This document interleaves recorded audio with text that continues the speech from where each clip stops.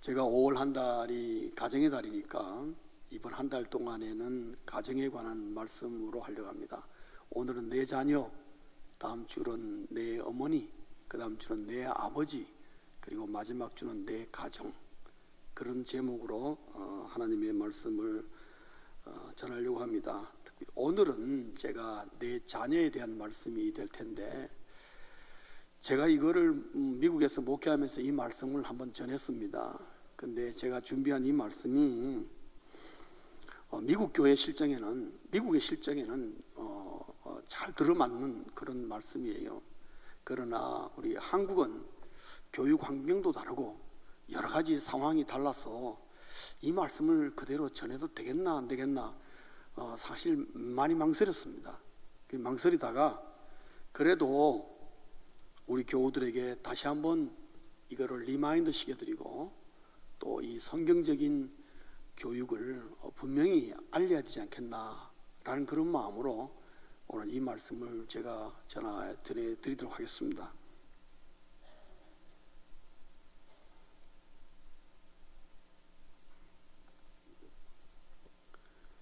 저를 포함하여 우리 모든 부모들의 평생의 숙제는 어떻게 하면 나에게 위탁된 자녀를 정말 잘 키울 수 있을까? 그게 영원한 숙제지요. 우리 자녀가 다 성장해도 부모의 숙제는 끝나지 않습니다. 우리 자녀가 결혼을 하고 자식을 낳아도 그 부모의 마음은 끊임없이 계속해서 자식을 향해 있는, 그래서 부모에게 자식은 영원한 숙제인 거죠. 오늘 이 말씀은 이미 연세가 있으신 분한테는 어쩌면 해당 사항이 안 될지 모르지만 오늘 이 말씀은 우리 교회의 30대와 40대에게 포커스를 맞춰져 있습니다. 그러나 나이가 좀 드셔서 자식이 상당히 컸다고 생각되는 분도 이 말씀을 들으시고 우리의 손자나 손녀들에게 적용할 수 있는 정말 귀한 원리가 아니겠나 그런 생각이 듭니다. 오늘 우리가 읽은 이 말씀을 통해서 이 아침에 우리가 먼저 바로 잡아야 될 것이 하나 있습니다. 그거 뭐냐 하면은 부모들이, 심지어 우리 예수 믿는 부모들도 착각하고 있는 것이 하나 있습니다. 그게 뭐냐 하면은 신앙과 교육은 상관이 없다고 생각하는 거죠. 워낙 세상에 많은 사람들이 교육 부분에 절르고 쭉 가니까 우리 예수 믿는 그리스도인들의 자녀 교육 문제도 그저 세상에 전적으로 의존해가는 그런 현실을 우리가 지금 보고 있는 것이죠.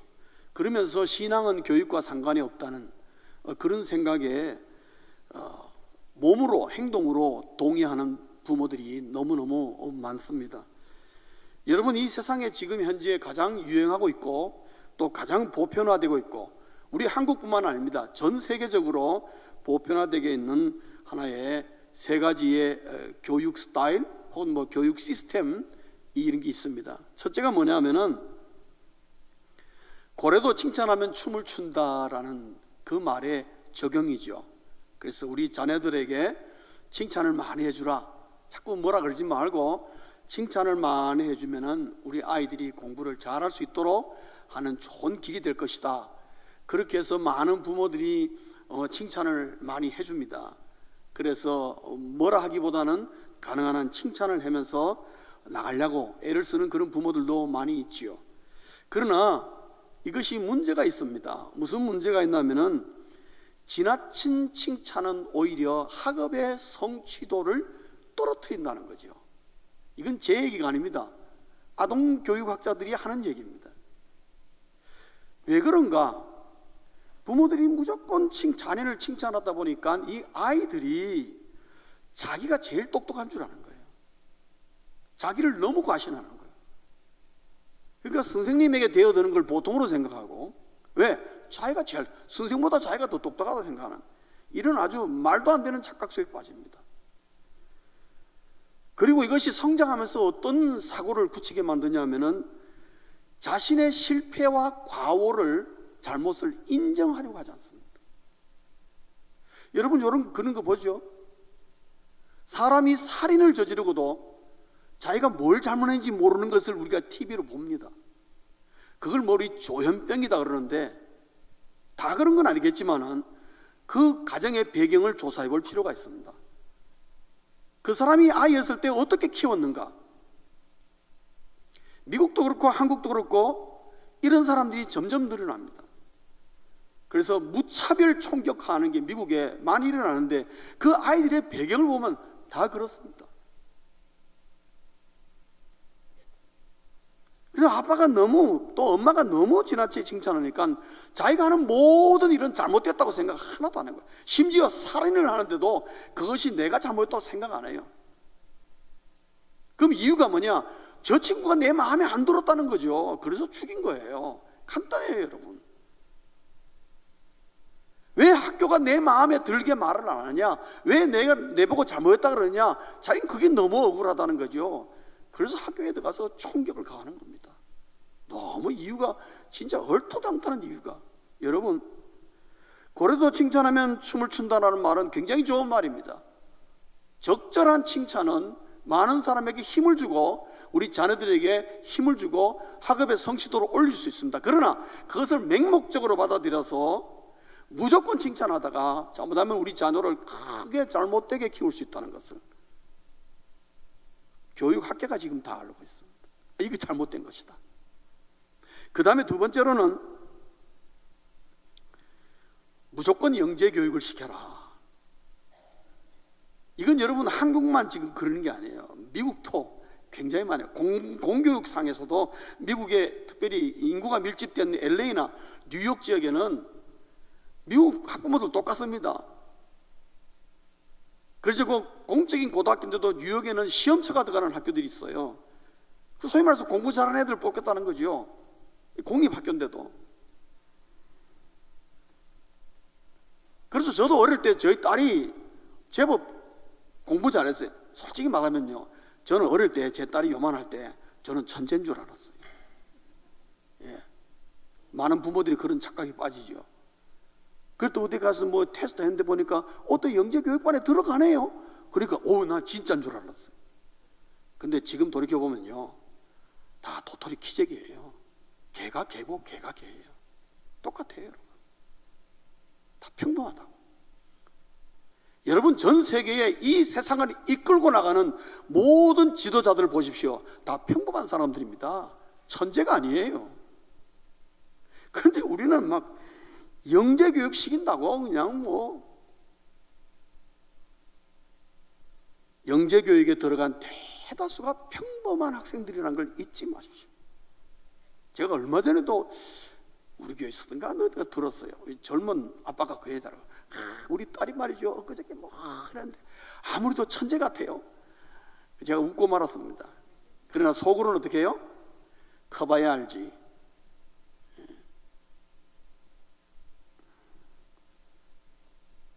많은 교육학자들이 이랍니다. 아이의 두뇌는, 이건 과학적으로 증명되네요. 아이의 두뇌는 11살이 되어야 자리를 잡는다는 거예요.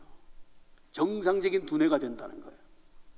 그 전에 뭐 어릴 때 기특한 행동하는 거, 뭐 좀 특별한 행동하는 거 가능하겠죠. 그러나 그것은 11살 지나봐야 하는 거예요. 정상적인 두뇌가 됐을 때 봐요. 그리고 후천적인 영향도 무지하게 크다는 걸 알아야 돼요.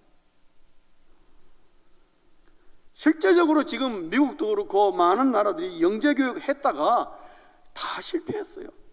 학교들이 인정합니다. 영재교육 하면 안 되겠구나. 이건 괜히 아이들끼리 위화감만 조성하고 별로 덕이 되지 않고, 그렇다고 해서 뭐 탁월한 인재가 나오느냐, 그게 아니다. 세 번째로, 모든 사람들이 따라가는, 부모들이 따라가는 세상 교육 방법이 뭐냐 하면은 어릴 때부터 다양한 언어 교육을 시켜라. 지금 여기 그런 부모들 계시죠? 예, 유치원 다닐 때부터 애들 영어 가르치고 막 그냥 독일어까지 가르치지 않나 싶으니까 막 일어도 가르치고 중국어도 가르치고. 제가요, 유아용 비디오 테이프를 봐서, 유아용, 그러니까 이게 유치원 가기 전 애들이죠. 걔들을 위한 그 교육 테이프인데 그걸 제가 보고 제가 깜짝 놀랐어요. 거기서 그 유아용 비디오가 7개국으로 되어 있어요. 7개국으로. 여러분 7개 국어로 나눠져 있다는 게 아니고 비디오 여니까 거기 나와 있는 선생님이 7개 국어를 가르치는 거예요. 애들에게 3살 4살 하니까 7개 국어를 가르치는 거예요. 대단하다 그랬어요. 보통 아니에요. 우리 한민족 정말 탁월해요.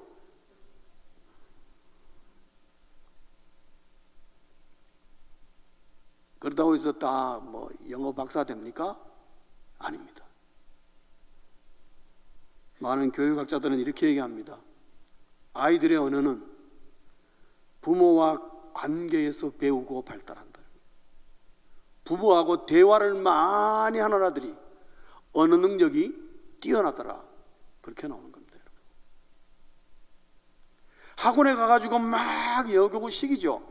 그러면 나중에 언젠가 그만두겠죠. 그러면 아이의 영어 실력은 거기서 머무는 것입니다. 뭘 배웠든지 간에. 저는 여기 한국에 와서 제가 드는 마음은요, 영어는 고사하고 우리 자녀들이 한국말이라도 좀 잘했으면 좋겠다는 생각이 들어요. 얼마나 줄이는지 무슨 말 하는지를 모르겠어요. 학교에서 국어교육을 도대체 어떻게 시키는지 모르지. 한국말로도 유창하고 한국말로도 똑소리나게 해서 부모와 대화를 많이 하는 자녀들이 나중에 커서 영어를 배운다든가 뭐 일어를 배우든가 중국을 배운다든가 금방금방 습득한다는 거지요. 그게 많은 교육학자들이 이제 깨달은 거예요. 처음에는 몰랐어요. 진짜 다 언어교육 해야 되는 줄 알았어요. 그러나 지금 이 3가지의 제가 제시되는 이 방법들이 모든 교육학자들이 지금 뭐라 그러느냐, 이 방법대로 하면 안 된다. 아니다. 지금도 수많은 교육학자들이 이런 시스템, 저런 프로그램으로 계속해서 우리 아이들을 어떻게 하면 잘 가르칠 수 있을까 지금도 실험하고 있는 거예요. 완성된 거 하나도 없어요. 여러분, 저 영어 못해도 미국 가서 40년 동안 살았어요. 그러면 된 거 아니에요?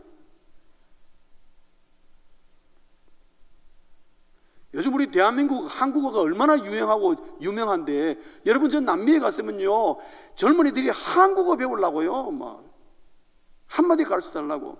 우리 한국어에 대해서 좀 프라우드하세요. 왜 자꾸 뭐 영어 뭐 일어 중국어, 물론요 언어 잘하는 아이들이 있어요. 그건 제외하고 잘하는 애 있죠. 그건 외교관 하라 그러고. 그냥 저는 평범한 아이들 얘기하는 겁니다. 언어가 안 되는 애를 갖다가 그냥 해서 너는 왜 못하냐 그러고 막 내가 이것 때문에 돈을 내가 한 달에 얼마를 드리는 줄 알아. 이런 식으로 아이들을 막 쥐어 바꿔가면서 그렇게 언어를 교육하는데 안 되죠. 그 언어에 학을 띄는 거죠. 그러면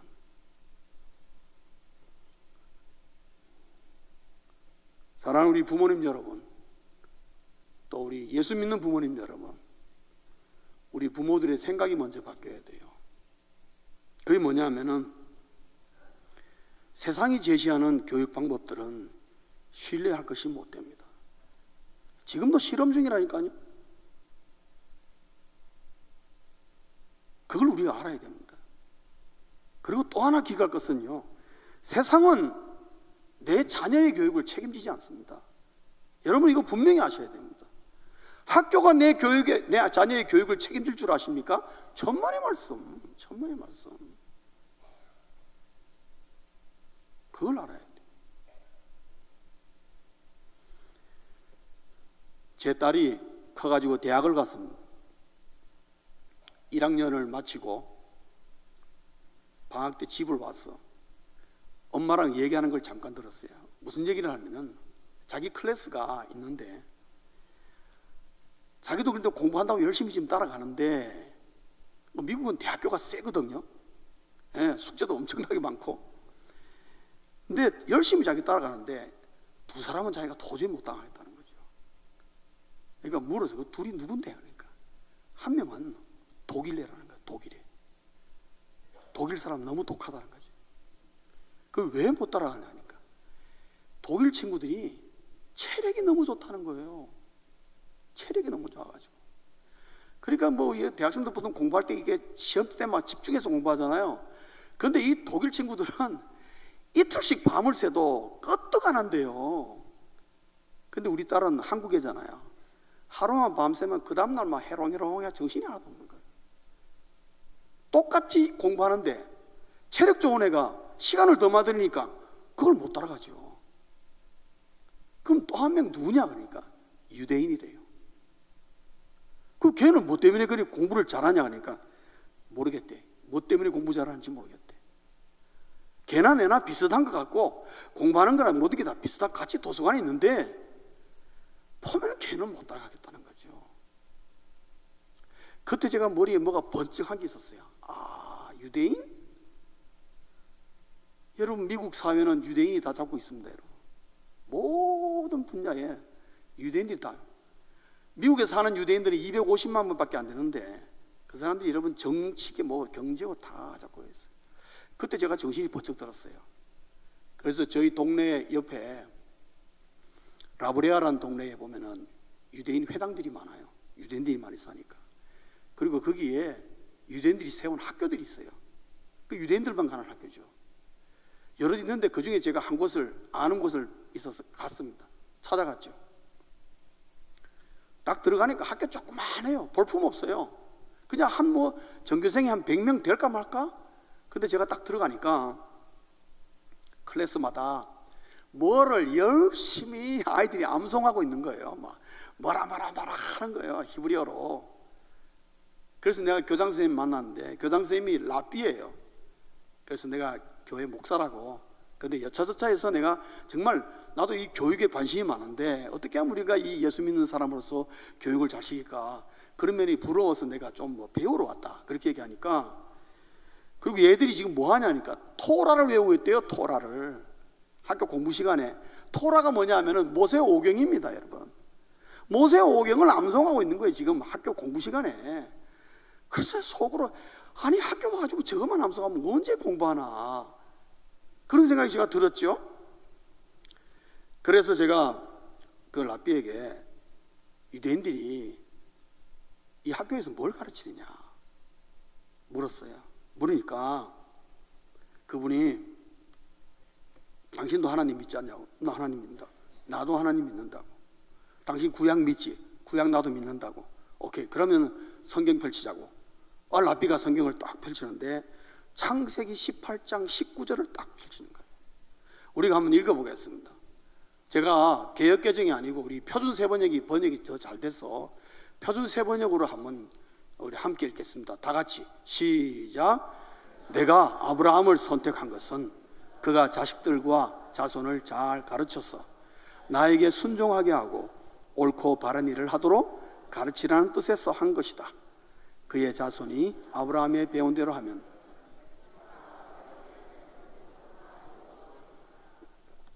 아멘. 성도님 여러분, 이거 하나님 말씀인 줄 믿으시죠? 창세기 18장 19절에 있습니다. 근데 이 말씀을 싹 줄여가지고 오늘 본문 잠언 1장 7절에서 9절 사이에 솔로몬이 똑같은 얘기를 하고 있는 거예요. 사실은요. 저 실장님, 저거 그냥 그대로 올려주십시오. 없애지 마시고. 여러분 19절 한번 보겠습니다. 18장 19절. 내가 아브라함을 선택한 것은, 하니 이유는 그가 그들의 자식과 자손들을 어떻게 해요? 잘 가르쳐서 누구에게? 나에게 순종하게 하고. 여기 나가 누굽니까? 하나님이세요. 옳고 바른 일을 하도록 하나님의 말씀을 제대로 가르쳐서 가르치라는 뜻에서 한 것이다. 그래서 그의 자손이, 아브라함의 자손이 아브라함에게 배운 대로 하면 나는 아브라함에게 약속한 대로 다 이루어 주겠다. 이 말씀이에요. 굉장히 복된 말씀이에요. 그런데 이 가운데 두 가지의 내용이 담겨 있는 거죠. 그게 이 유대인들의 교육 철학이에요. 2000년 동안 그렇게 고생하고 핍박과 환난과 수모를 당하는 가운데도 그 민족이 민족성을 유지하고 그들이 멸절되지 않고 다른 민족에 동화되지 않고 그들만의 아이덴티티를 유지할 수 있던 것은 바로 그들이 갖고 있는 교육 철학 때문인 거예요. 이 두 가지는 2000년 동안 변함이 없는 거예요. 그게 바로 오늘 본문과 똑같습니다. 사실은 두 가지입니다. 첫째는 뭐냐면은 하나님을 경외하는 사상이에요. 자기들은 철저하게 자녀들에게 지금까지 2000년 동안 하나님의 말씀으로 말미암아 하나님을 경외하도록 만드는 거예요. 이들이 최고의 인생을 살려고 하면은 하나님 믿는 게 최고다는 것을 가르쳐 준 거예요. 계속해서 가르쳐 준 거예요. 그러면서 그분이 설명을 합니다.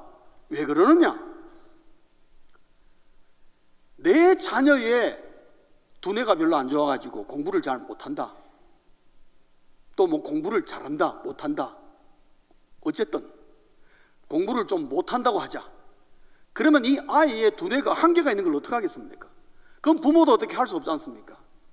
그런데 이분 말이 그래요. 그러나 내 자식이 태어나기를 두뇌가 조금 모자란 것으로 태어날 때 할지라도 창조주 하나님이 그의 머리를 좋게 하면은 좋게 되는 거 아니냐? 그 얘기하는 거예요. 여러분, 맞습니까 아닙니까? 하나님이 우리를 만들었잖아요. 그럼 내가 부모로서 좀 두뇌가 조금 모자란다 할지라도 그가 하나님을 경외해서 하나님이 그 영혼을, 내 자녀를 사랑해서 그가 머리 좋게 만들어주면 하나님만이 만들 수 있는 거 아니겠어요? 어떤 의사가, 어떤 교육학자가 나쁜 애를 머리를 좋게 만들 수 있겠습니까? 그건 불가능하지요. 그러나 그들은 뭘 믿느냐? 하나님이 하시면 된다는 거죠. 왜? 창조주니까. 그러면 그 아이에게 뭘 가르쳐야 되냐? 하나님을 가르쳐야 돼요. 하나님을. 그 아이가 하나님을 믿는다면은, 평생 또 하나님 믿으면은 그 아이의 둘의 형편과 어떤지 간에 그 인생은 하나님이 책임지가 아닌가, 그 얘기죠. 그래서 그런 말 하는 것입니다. 우리의 자녀들이 하나님을 아는 것이 최고의 교육이라는 거죠. 최고의 교육. 하나님만이 내 자녀를 최고의 인생으로 만들 수 있다고 유대인들은 철떡같이 믿고 있는 거예요. 그리고 그것이 전 세계에 있는 유대인들을 바치고 있는 것입니다. 그래서 미국뿐만 아니라 전 세계적으로 모든 분야에 탁월한 사람들은 유대인들이 굉장히 많습니다. 민족은 얼마 안 돼요. 그런데 어떻게 그렇게 탁월합니다. 그들이 뭐 탈무드 어떻고 뭐 아니에요. 뭐니 해도 첫째는 하나님 경외 사상이에요. 2000년 동안 그들을 버티게 하고 그들을 자녀 교육시키도록 정말 온갖 핍박 가운데도 걔들을 키워낸 거, 올바로 키워낸 것은 뭐냐? 하나님 경외 사상 하나예요.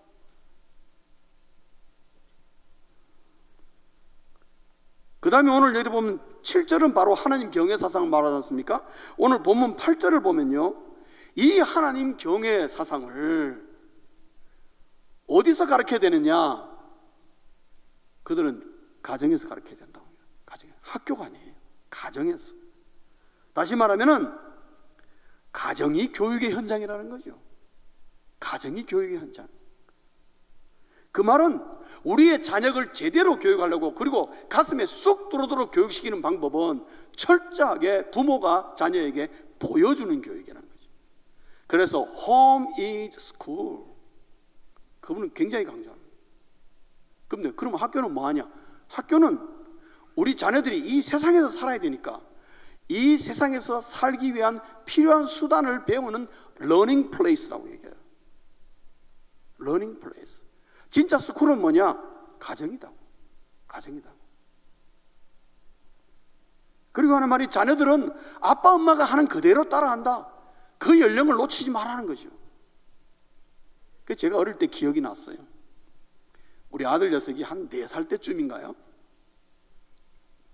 얼마나 내가 놀랬나 하면은, 이 녀석이 화장실 가서 소변을 보는데 제가 뒷모습을 딱 보니까 딱 저처럼 하는 거예요. 너무 놀랐어요. 똑같아요.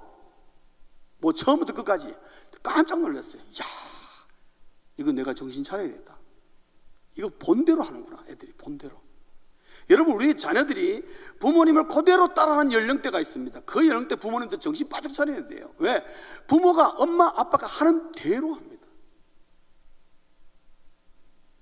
제가 목회하면서 우리 초등학교 학생 가운데에 그 아빠는 교회 안 나오고 엄마가 교회 나오는데 결국은 교회 못 나오게 됐는데요, 아빠가 엄마한테 애들 데리고 교회 나가면 술만 먹고 들어오면은 칼 들고 와가지고 교회 나가면 찔러 죽이겠다고 그러는 거예요.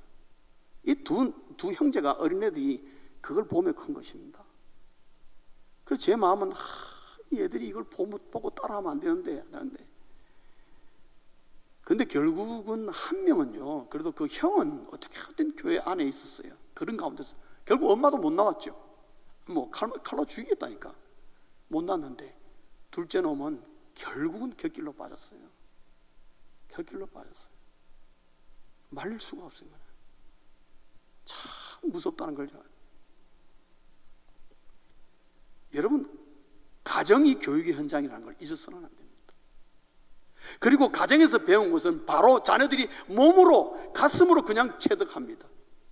학교에서 배운 것은요, 가슴으로 체득하는 게 아니라 머리로 체득하기 때문에 그냥 머리 좋은 애들이 실력을 발휘할 수 있지만은, 가정교육은 그 머리하고는 상관없는 거예요. 몸으로 배우는 거기 때문에. 그래서 유대 랍비가 하는 말이 이 두 가지 철학이라는 거죠. 하나님 경외 사상. 그리고 이것을 어디서 가르치느냐? 학교가 아니라 가정이 자녀 교육의 현장이 되고, 아버지가, 엄마가 하나님을 경외하면은 자녀들도 하나님을 경외하게 된다는 그 원리. 그래서 부모는 자기의 자녀를 제자로 만들어야 된다. 제자로. 그게 그분들의 철학이에요. 그래서 부모와 똑같이 살도록 유도해 나가는 거죠. 여러분, 대단히 원시적이죠? 근데 2000년 동안 입증된 교육 방법입니다. 핵심적인 내용은 이렇습니다. 내 자녀가 하나님을 경외하면은 교육은 다 된 것이다는 거예요. 다 된 것이다. 하나님만 경외하라는 것입니다. 왜요? 자녀가 하나님을 믿고 하나님을 경외하면요, 가르쳐 주지 않아도, 말하지 않아도 공부를 잘 해야 되겠다는 생각이 드는 것입니다. 왜요? 내가 믿는 하나님을 부끄럽게 하지 않기 위해서, 그리고 하나님께 내가 뭔가 영광 돌리기 위해서는, 내가 하나님을 위해서 이 나이에, 이때에 무엇을 할 것인가 생각할 때에, 지금 내가 공부할 때니까 공부를 잘해야 되겠구나.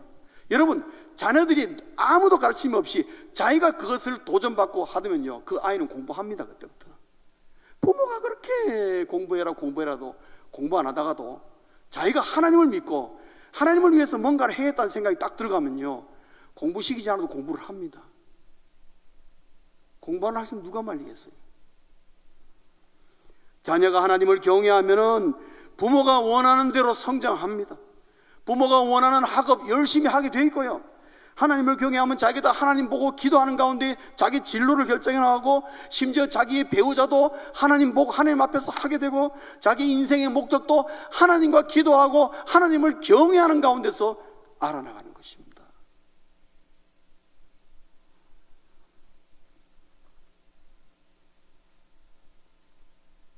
말씀을 정리하겠습니다. 내 자녀가 하나님의 사람이 되게 하라는 거예요. 이것만 부모들이 잘 시켜주면은 우리의 자녀들 어떤 세상에 내놔도 걱정할 필요가 없다는 것입니다. 그 아이가 하나님을 확실히 믿고 있으면은 우리가 부모가 할 역할은 다 한 거나 다름이 없다. 사랑하는 우리 한국인 부모님 여러분, 우리는 자녀에게 나처럼 살아라 라고 우리가 말할 수 있는지요? 혹시 이런 부모 없습니까? 자녀들에게 야, 너는 나처럼 살면 안 돼, 그렇게 말한 부분이 있어요? 그건 처음부터 잘못된 것입니다. 지금이라도 늦지 않습니다. 바로 잡아 나가야 됩니다. 자녀에게 최고의 스승은 부모라는 것, 이 창조의 원리를 잊으면 안 됩니다. 그 하나님이 여상할 때인데 오늘날도 그 하나님 똑같은 것이죠. 부모가 하나님의 사람이 되면 자녀도 하나님의 사람이 된다는 거죠. 사랑하는 성도님 여러분, 유대인들의 교육 철학 들으셨죠? 우리가 이거 모르는 겁니까? 알고 있습니다. 우리 다 알고 있습니다. 그러면 차이점이 어디 있냐?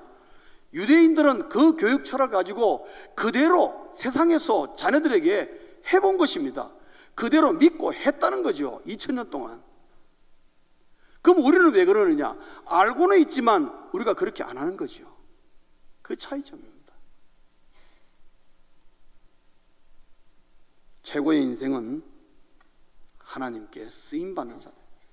우리의 자녀가 앞으로 커서 이 세상 어느 분야에서 무슨 일을 하든지 간에 하나님을 믿고 하나님을 경외하는 자녀는요, 반드시 하나님께 영광 돌려서 하나님께 꼭 쓰임받는 자녀가 된다는 겁니다. 우리 인생의 최고의 행복과 최고의 자부심이요, 그리고 인생의 성공은 바로 여기에 있다는 것을 잠언에서 우리에게 먼저 솔로몬이 가르쳐주고 있고, 하나님께서 창세기 18장 19절을 통해서 이미 아브라함을 통해서 가르쳐주고 있는 말씀입니다. 사랑하는 성도님 여러분, 우리의 자녀 교육을 처음부터 다시 한번 돌이켜보시고, 우리 한국 부모님들은 압니다. 지금 왜냐하면 혹시 우리 아이들 학원에 안 보내면 옆집 아이는 여기도 가고 저기도 가고 비교의식이 생겨서 혹시 우리 아이들 뒤로 떨어지는 거 아니냐, 그런 걱정이 있는데, 여러분 하나님을 믿으십시오. 그리고 하나님을 믿게 하십시오. 하나님을 믿는 부모가 하나님 믿는 모습 보여주십시오. 우리는 세상 사람들과 구별됐다는 것을 보여주십시오. 세상 사람과 똑같은 모습을 보여주지 말고, 세상 사람들은 그러하다 할지라도 우리는 예수 믿는 사람이요 하나님을 믿는 사람이니까 우리는 하나님의 방법대로 하겠다고, 창조의 원리대로라고. 여러분 시험해 보십시오. 하나님인데 우리 자녀들의 인생을 어떻게 인도하시는지. 저는 거기에 우리 자녀들의 인생에 열쇠가 있다고 믿습니다. 이 말씀 붙잡고 우리 자녀 교육에 정말 함께 성공하고 하나님께 우리 자녀를 통해서 큰 영광 돌리는 우리 모두 되시길 주의 이름으로 축원합니다. 기도하시겠습니다.